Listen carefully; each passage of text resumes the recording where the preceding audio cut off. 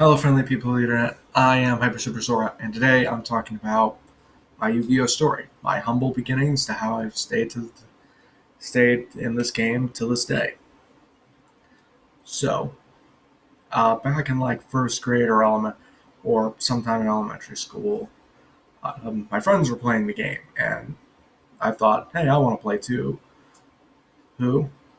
I thought the game was cool. I went home that day, watched the show. Yu-Gi-Oh GX was amazing.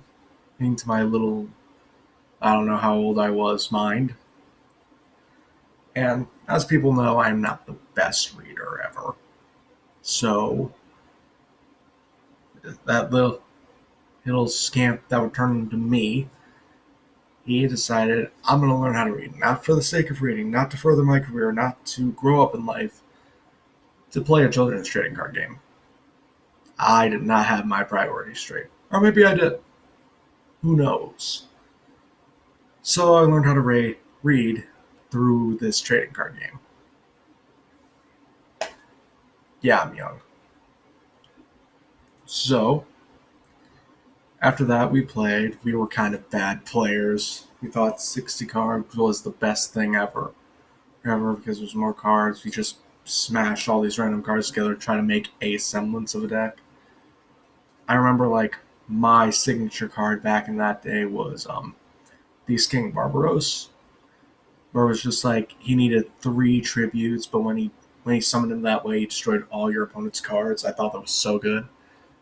But it was my Blue Eyes White Dragon.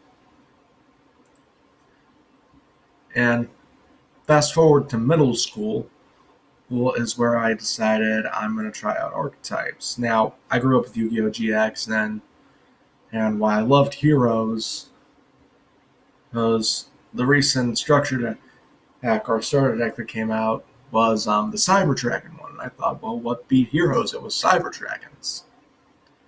And so I picked them up and I played them. I liked OTKing people, well, because of a friend of mine, we'll call him Stanley for the sake of the story. Stanley was a staller. Or he stalled his games all the time, even when he could have won, and he didn't for some reason, until the last possible second. And it wasn't like he was just managed to stop the inevitable. Like even if he was in control, he would. It's not even giving his opponent's turn a turn. It's giving his opponents multiple turns to try to make a comeback. And I always remember that infuriated me because it's just like you have the opportunity to win. Why aren't you taking it?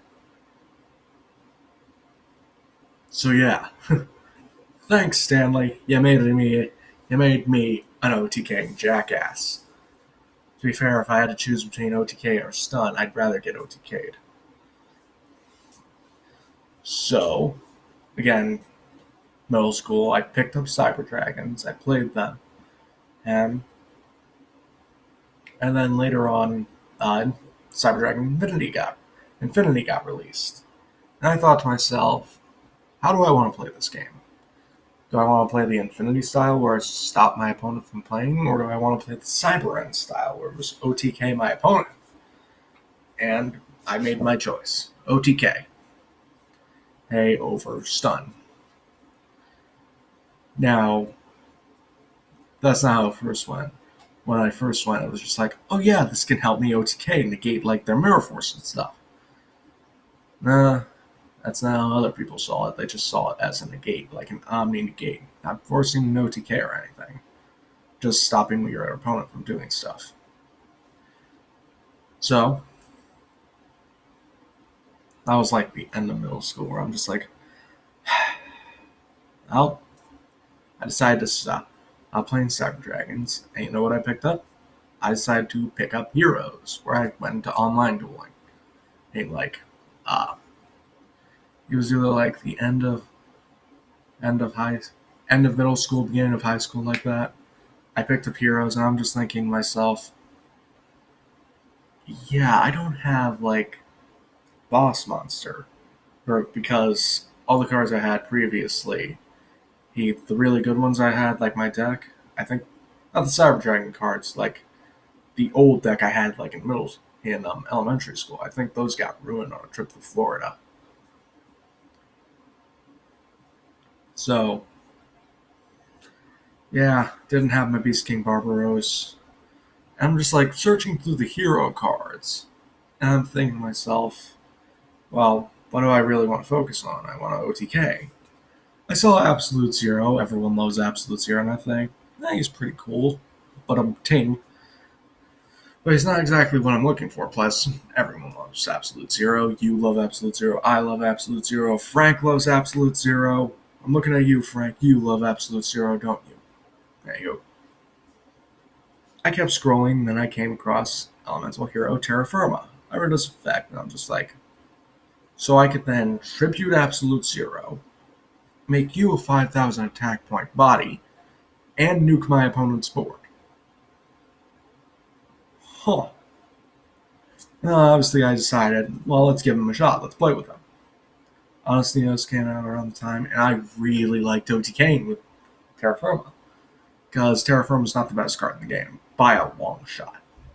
But OTKing with him, using this non-meta card to beat meta, was something I absolutely adored.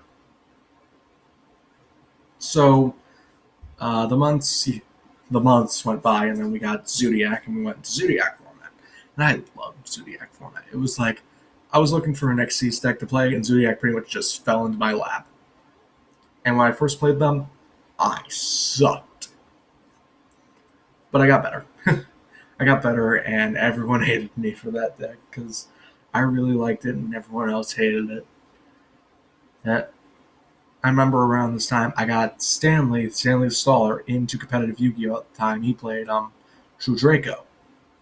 But by the time Zodiac pretty much got their legs cut off and their head cut off, and their body was told, run, and then True Draco got slightly hit, he then pretty much quit competitive Yu-Gi-Oh! Again. Guess that shows what kind of player Stanley was. Anywho.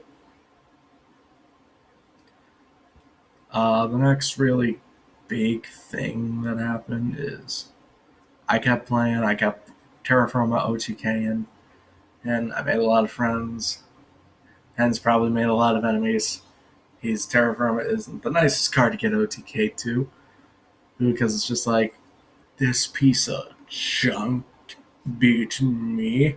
And I'm always just like, yes, it did. So yeah, in summary, this game helped me how to read. It gave me my ruthless playstyle in card games where I win like that. And how I made a lot of friends. And as you've seen Grub Killer and Darkseid on the channel, I met them and through this game in one way or another.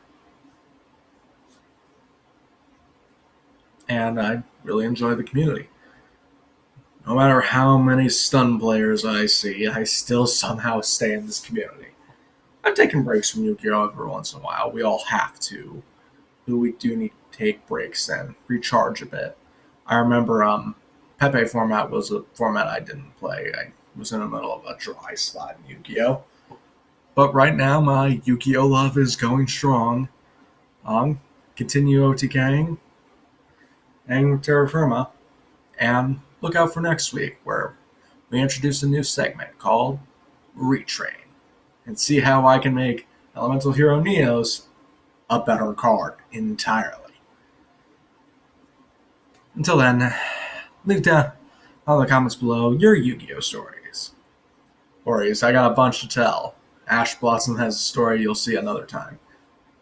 Comment down below your Yu-Gi-Oh! Stories, like the video while you're there, and don't forget to subscribe to see when I upload, and hit that little notification bell to see when I upload all the time.